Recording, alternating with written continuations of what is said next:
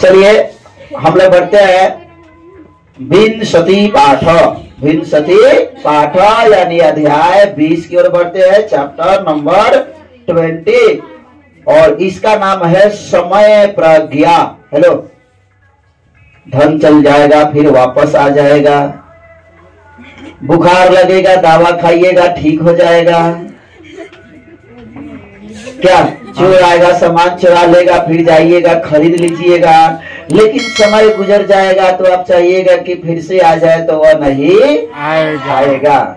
इसीलिए आप थोड़ा जुड़े रहिए, और जो अगला चैप्टर है इसमें समय की पहचान होगी। आप समय को पहचानिए, क्या कि समय क्या है। और जानते हैं एक बंदा मुझे मिला था और टाइम पास कर रहा था। मैंने उसे पूछा कि बताओ भैया तुम टाइम पास क्यों कर रहे हो?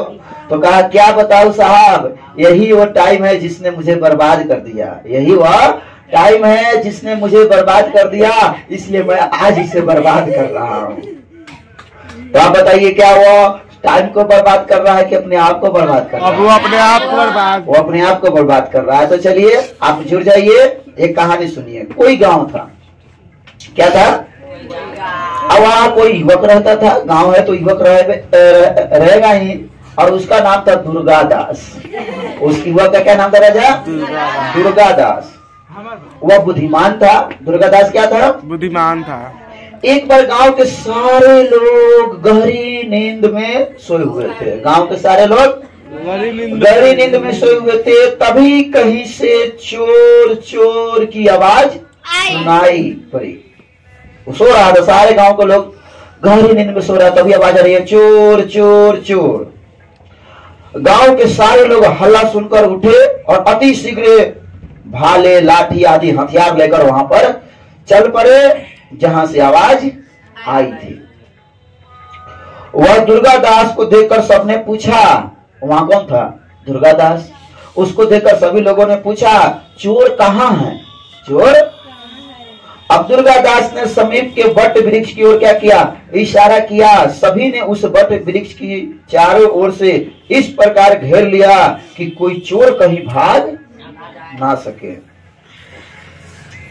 चांद के प्रकाश में कोई भी चोर दिखाई नहीं पड़ा, लेकिन उस पेड़ की जड़ में कोई बाघ था। उस पेड़ की जड़ में क्या था?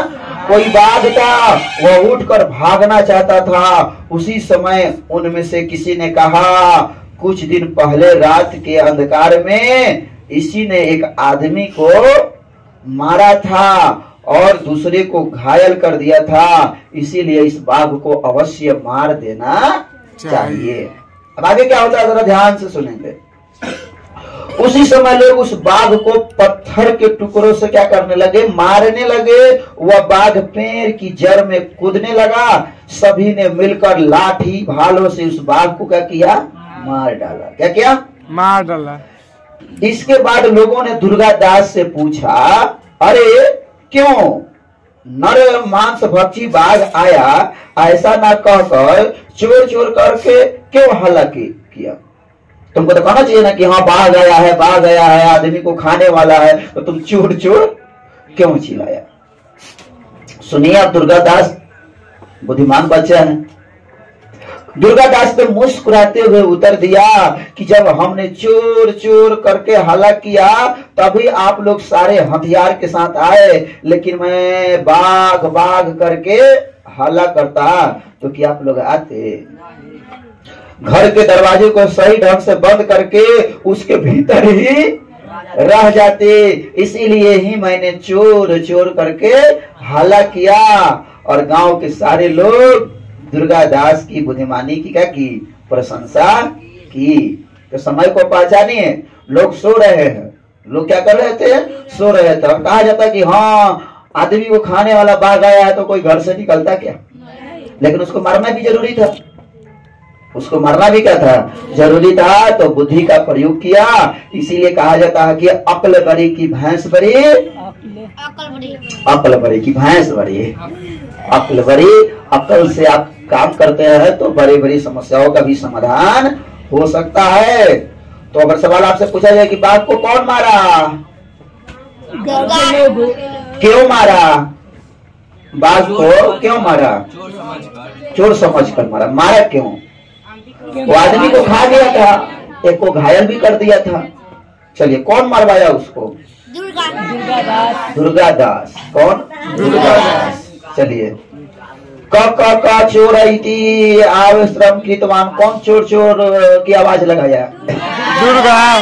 कौन लगाया? दुर्गा। तो बड़े हम लोग। ये भी अध्याय समाप्त हुआ।